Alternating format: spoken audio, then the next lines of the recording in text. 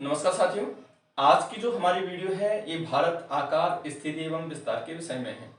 इस वीडियो में मैं आपको भारत के संदर्भ में बताऊंगा कि भारत की स्थिति ग्लोब पर कहाँ पे है, भारत किन अक्षांश रेखाओं के बीच में है, भारत की लंबाई चौड़ाई और इसका क्षेत्रफल कितना है, भारत के पड़ोसी देश कौन कौन से हैं।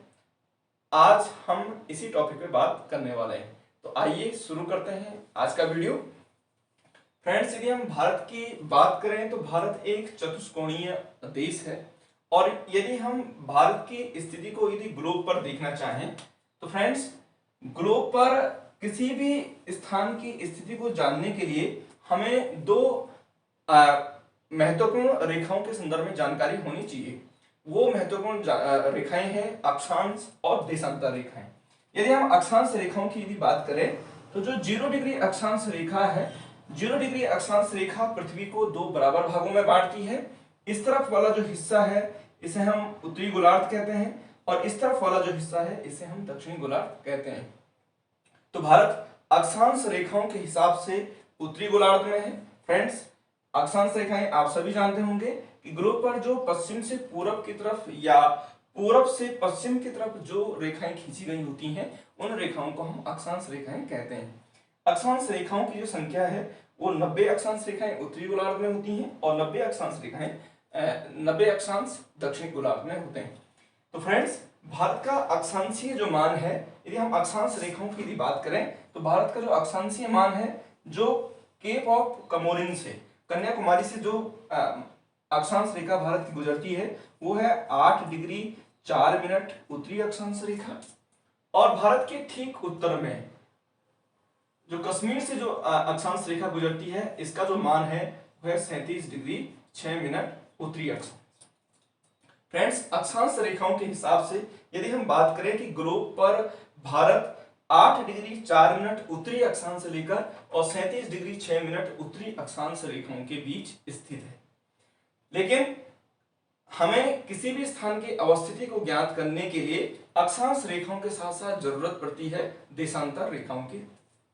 यदि हम बात करें तो जो देशांतर रेखाएं होती हैं, देशांतर रेखाएं उत्तरी गोलार्ध को दक्षिण गोलार्ध से जोड़ती हैं, या ये कहें कि देशांतर रेखाएं वे काल्पनिक रेखाएं होती हैं जो उत्तरी गोलार्ध से दक्षिणी गोलार्ध तक खींची गई होती हैं। और यदि हम इसे 0 डिग्री देशांतर रेखाएं मान लें तो 0 डिग्री देशांतर रेखा भी पृथ्वी को दो बराबर भागों में बांटती है।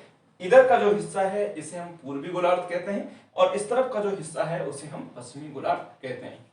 फ्रेंड्स, आप ध्यान दीजिएगा, महत्वपूर्ण जो दिशाएं होती हैं वो महत्वपूर्ण 4 दिशाएं होती हैं।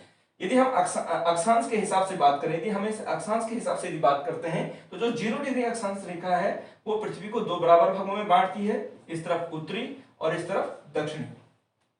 और यदि हम देशांतर रेखाओं के हिसाब से यदि बात करते हैं तो इस तरफ जो दिशा होती है वो पूरब और इस तरफ की जो दिशा होती है वो पश्चिम।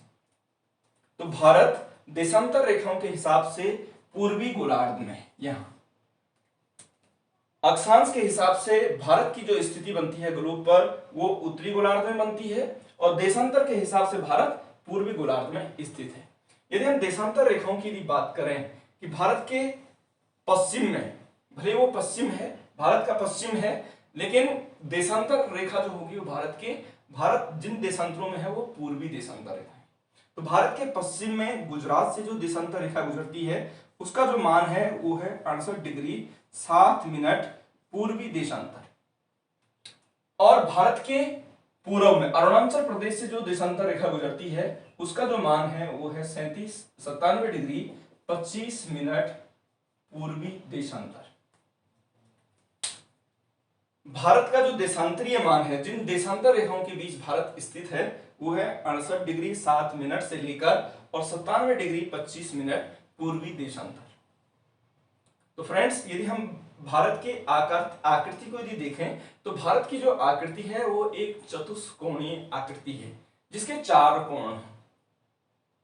तो फ्रेंड्स, यदि अब हम भारत के क्षेत्रफल के विषय में यदि बात करें तो भारत का जो कुल क्षेत्रफल है वो है 32,87,263 वर्ग किलोमीटर।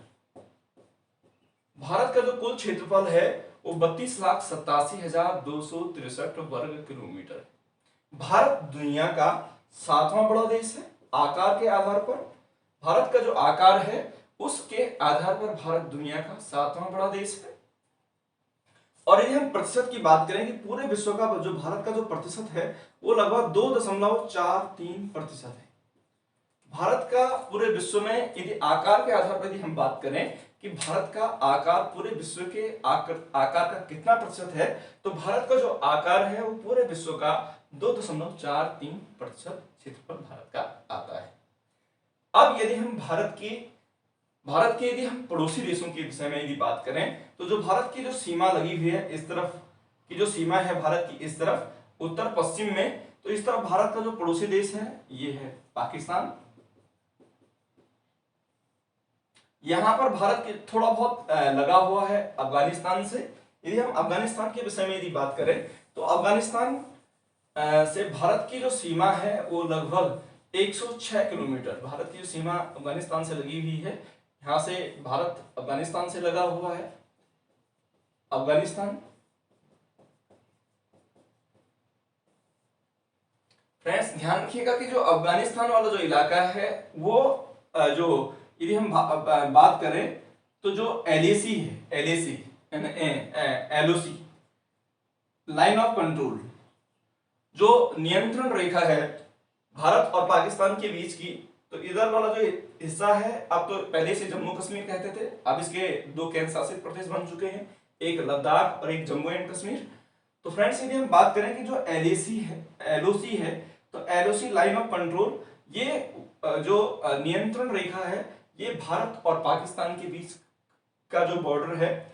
और इधर वाला जो इलाका, ये वाला जो इलाका है, ये जो गुलाम कश्मीर है, पाकिस्तान वाले उसे आजाद कश्मीर कहते हैं और भारत उसे गुलाम कश्मीर कहते हैं, कि जो पाकिस्तान के हिस्से में जो कश्मीर है वहां से लगा हुआ है अफगानिस्तान।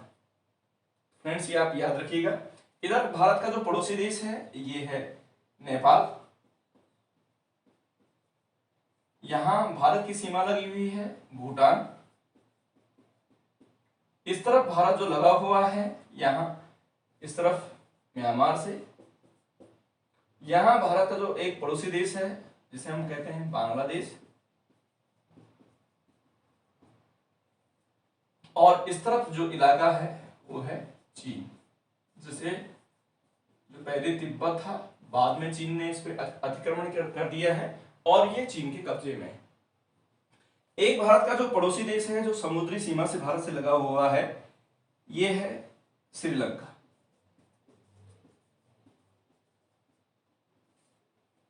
साथ ही साथ भारत एक प्रायद्वीपीय देश है। प्रायद्वीपीय देश का मतलब हुआ कि ऐसी जमीन या ऐसा भूभाग जिसके 3 ओर समुद्र हो। भारत के दक्षिण पश्चिम में अरब सागर है। भारत के दक्षिण पूर्व में यदि हम बात करें कि भारत के दक्षिण पूर्व में बंगाल की खाड़ी है,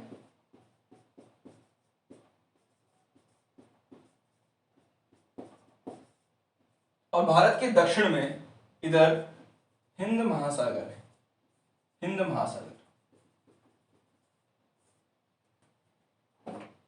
तो फ्रेंड्स ये हो गए भारत के सीमाओं के संदर्भ में कि भारत से कौन कौन से पड़ोसी देश लगे हुए हैं और वो भारत के किस ओर स्थित हैं।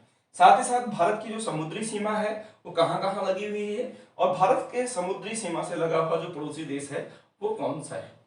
अब यदि हम बात करें कि यदि भारत की जो स्थलीय सीमा की यदि बात करें तो स्थलीय सीमा से पहले यदि हम बात करते हैं कि भारत का जो सबसे उत्तरी जो पॉइंट है, भारत का जो उत्तरी पॉइंट है जो स्थित है 37 डिग्री 6 मिनट उत्तरी अक्षांश पर, इसका जो नाम है फ्रेंड्स वो उसे हम कहते हैं इंद्राकौल। इंद्राकौल भारत का जो सबसे उत्तरी जो पॉइंट है उसे कहा जाता है इंद्राकौल। भारत का पश्चिमी जो 68 डिग्री 7 मिनट पूर्वी देशांतर पर, या जो कहें कि गुजरात का जो भारत का जो सबसे पश्चिमी जो छोर है, जो पश्चिमी छोर है भारत का, उसका नाम है गुहार मोती।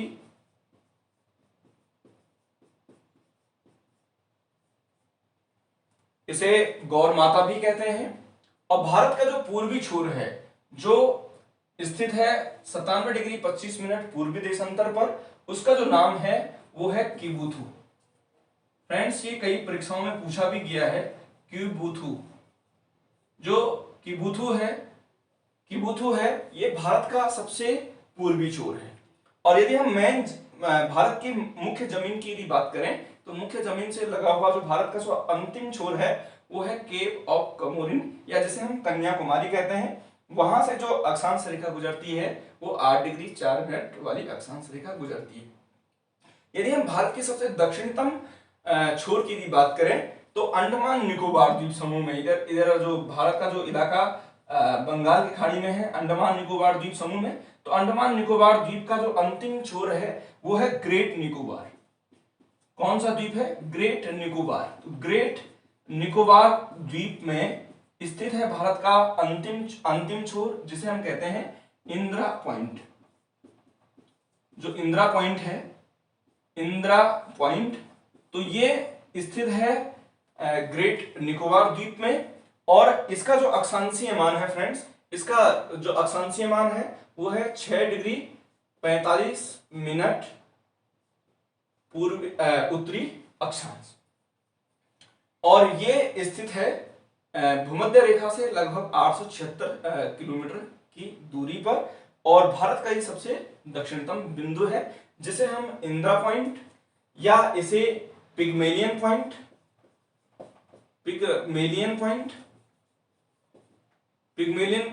या इसे पार्सन पॉइंट के नाम से भी जाना जाता है। तो फ्रेंड्स, इसके कुछ नाम महत्वपूर्ण हैं। इसे इंदिरा पॉइंट भी कहते हैं, पिग्मेलियन पॉइंट भी कहते हैं, और पार्सन पॉइंट के नाम से भी इसे जाना जाता है। तो ये जो है भारत का सबसे दक्षिणतम छोर है। और ये जब 26 दिसंबर 2004 में जब सुनामी आई थी हिंद महासागर या बंगाल की खाड़ी में, तो उस सुनामी में ये पिग्मेलियन पॉइंट उसमें डूब गया था। तो फ्रेंड्स, ये है भारत के कुछ महत्वपूर्ण पॉइंट। अब यदि हम बात करें कि भारत की उत्तर से और दक्षिण तक की जो लंबाई है, जो इंदिरा कॉल से लेकर और कन्याकुमारी तक की जो भारत की उत्तर से दक्षिण तक की जो लंबाई है, ये है 3214 किलोमीटर। और किबुथु से लेकर भारत के पूर्व में, पूर्वी छोर से लेकर और पश्चिमी छोर तक जो भारत की जो लंबाई है या चौड़ाई है वो है 2933 किलोमीटर। किबुथु से लेकर और गुवाहार मोती तक भारत की जो चौड़ाई है वो है 2933 किलोमीटर। और इंदिरा कॉल से लेकर और केप ऑफ कमोरिन तक या कन्याकुमारी तक जो भारत की जो लंबाई है, उत्तर से दक्षिण तक की जो लंबाई है, वो 3214 किलोमीटर है। फ्रेंड्स, यदि हम अक्षांश और देशांतर रेखाओं के संदर्भ में यदि बात करें, तो भारत लगभग 30 अक्षांश और लगभग 30 देशांतरों में स्थित है। लेकिन यदि हम इनमें अंतर देखें, अक्षांश और देशांतर रेखाएं तो लगभग बराबर है, लेकिन इसमें यदि लंबाई में अंतर देखें तो भारत की जो उत्तर से दक्षिण की जो लंबाई है वो ज्यादा निकलती है। किसकी अपेक्षा? पूर्व पश्चिम की अपेक्षा। क्योंकि इस तरफ भारत क्या है, ऐसे में क्या गुजरती हैं? देशांतर रेखाएं गुजरती हैं। और आप सभी लोग जानते हैं कि देशांतर रेखाएं, जैसे मैंने पहले भी बताया था कि देशांतर रेखाएं क्या होती हैं? उत्तरी ध्रुव से दक्षिणी ध्रुव तक खींची गई काल्पनिक रेखाएं होती हैं। और इन रेखाओं के बीच की जो दूरी होती है वो भूमध्य रेखा पर एक देशांतर से दूसरे देशांतर के बीच की जो दूरी होती है वो सबसे ज्यादा होती है। और जबकि ध्रुवों पर इनके बीच की जो दूरी होती है वो बिल्कुल क्या हो जाती है? शून्य हो जाती है। ध्रुवों पर जाकर के सभी देशांतर रेखाएं, जो 360 देशांतर रेखाएं हैं, वो सभी देशांतर रेखाएं एक बिंदु पर आकर केंद्रित हो जाती हैं। तो इस प्रकार से देशांतर रेखा, जैसे जैसे हम उत्तर की तरफ बढ़ते जाएंगे तो देशांतर रेखाओं के बीच की जो दूरी है वो कम होती जाती है। जबकि जो अक्षांश रेखाएं हैं, अक्षांश रेखाओं के बीच की जो दूरी है वो लगभग क्या होती है? समान होती है। सिर्फ ध्रुवों पर जाकर के अक्षांश रेखाओं के बीच की दूरी थोड़ी बहुत कुछ मीटर बढ़ जाती है या कुछ पॉइंट किलोमीटर के अंदर बढ़ जाती है। यही एक कारण है कि कि भारत की उत्तर से दक्षिण की जो लंबाई है वो ज्यादा है किसकी अपेक्षा, पूर्व पश्चिम लंबाई की अपेक्षा। अब फ्रेंड्स यदि हम और बात करें तो भारत के यदि हम सीमा रेखा के संदर्भ में यदि बात करते हैं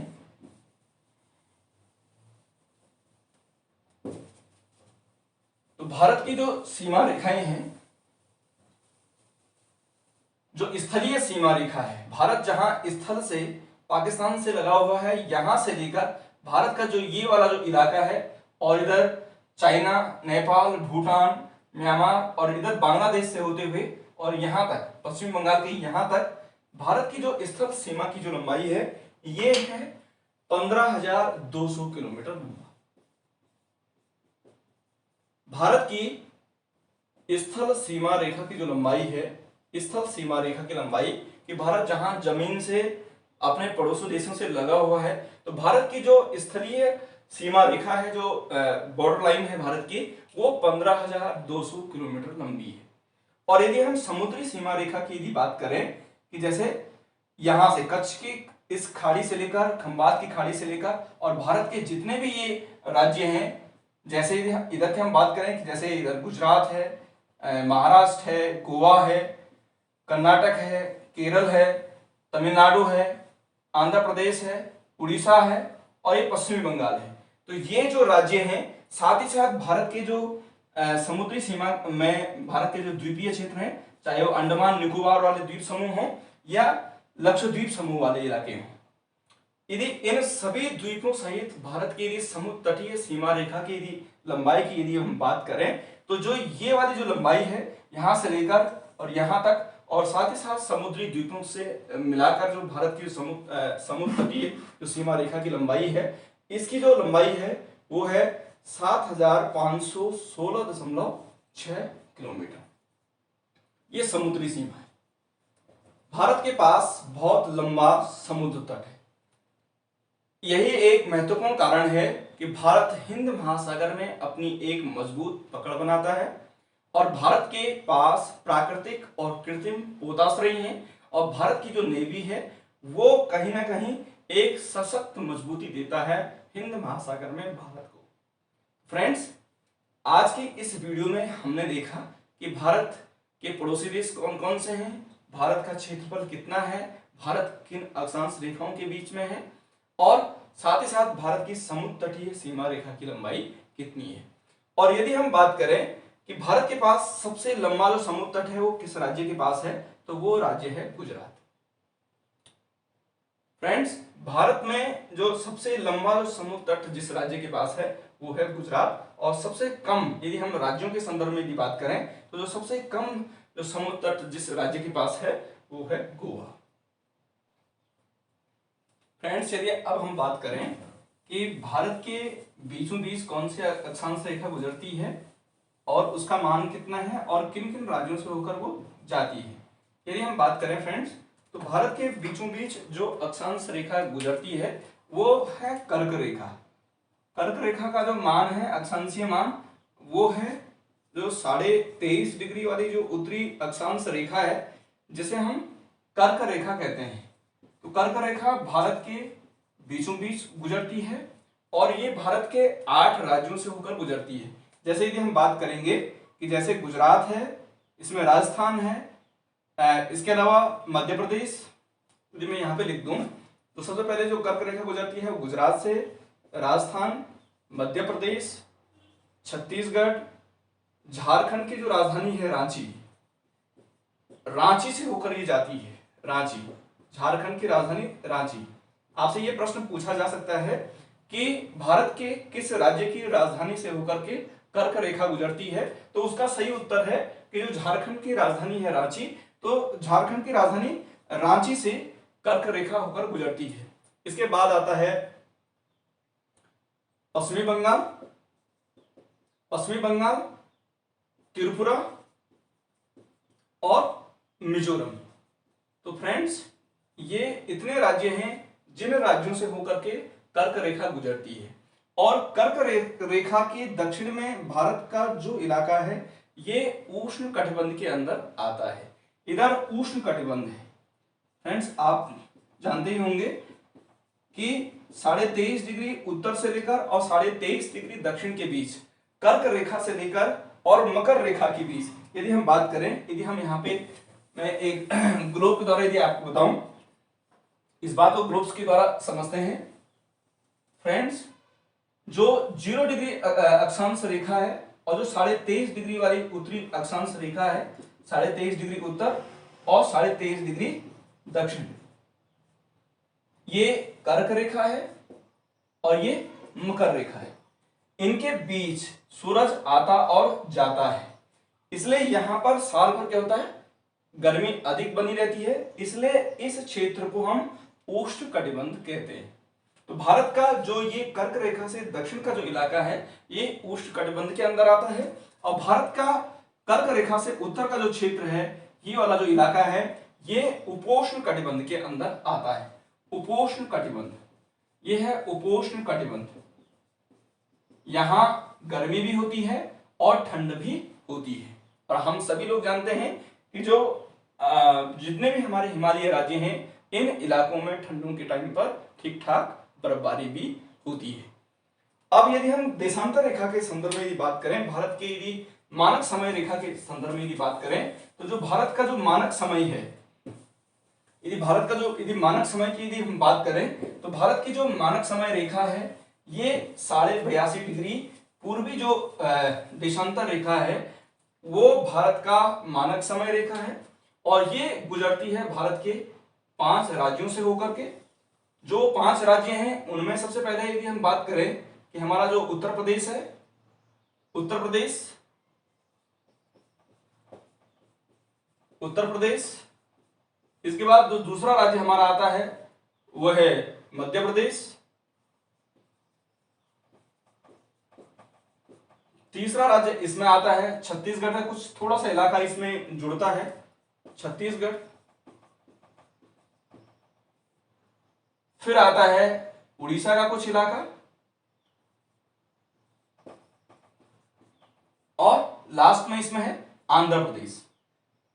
तो फ्रेंड्स जो भारत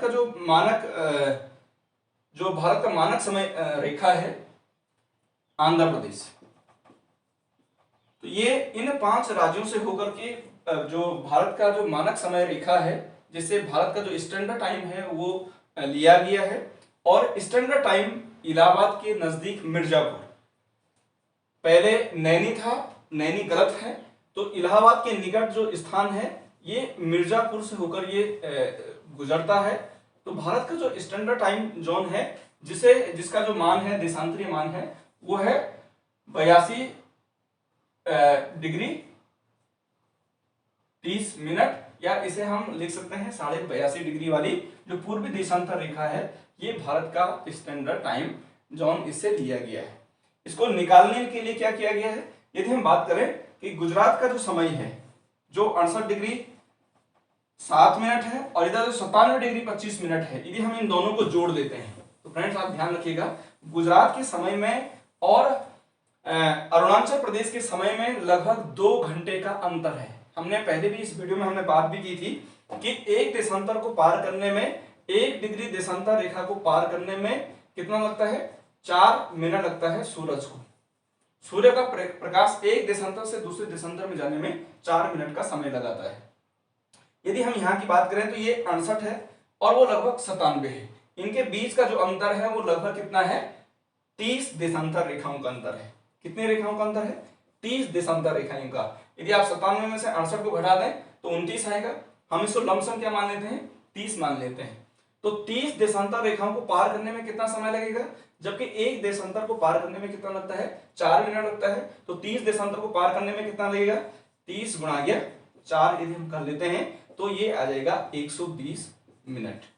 120 मिनट का मतलब हुआ 2 घंटे। गुजरात और अरुणाचल प्रदेश के समय में 2 घंटे का अंतर है। इसलिए भारत सरकार ने भारत के बीचों बीच एक ऐसे जोन को, एक ऐसे देशांतर रेखा को भारत का स्टैंडर्ड टाइम जोन घोषित किया है कि जिससे जो भारत सरकार के जो कार्य हैं या भारत के अंदर जो टाइम है वो अलग अलग ना हो। इसको निकालने के लिए भारत सरकार ने क्या किया कि 68 जो डिग्री है ये वाला और जो 97 है इन दोनों को जोड़ दिया, तो कितना आ गया ये 165, और उसमें भाग दे दिया 2 का। तो आप दीजिए 2 8 16, 2 दूना 4, बचा 1 दशमलव और 2 पंजे 10। तो जो भारत का जो स्टैंडर्ड टाइम है वो 82.5 डिग्री वाली जो पूर्वी देशांतर रेखा है उस रेखा को भारत का मानक समय रेखा माना गया है। तो फ्रेंड्स ये था भारत के संदर्भ में कुछ महत्वपूर्ण बातें। यदि आप मेरे चैनल पर यदि नए हैं तो आप मेरे चैनल को सब्सक्राइब कीजिएगा, और मैं आप तक भूगोल से संबंधित और भारतीय भूगोल से संबंधित जुड़ी हुई महत्वपूर्ण जानकारियों को आप तक लाता रहूंगा। अपना ख्याल रखिएगा, और कोविड-19 के जो भी नियम और कायदे हैं उनके तहत ही आप काम कीजिएगा, क्योंकि आपका जीवन बहुत अधिक महत्वपूर्ण है। घर में रहकर आप तैयारी कीजिएगा, और हो सकता है कि इस बीच आपकी जो ऑनलाइन एग्जाम है, चाहे वो उत्तराखंड प्रवक्ता परीक्षा के हो या UKSSC के जो एग्जाम सरकार कराना जा रही है, तो आप जल्दी से अपनी प्रिपरेशन कीजिएगा और अपना ख्याल रखिएगा। मिलते हैं नेक्स्ट वीडियो।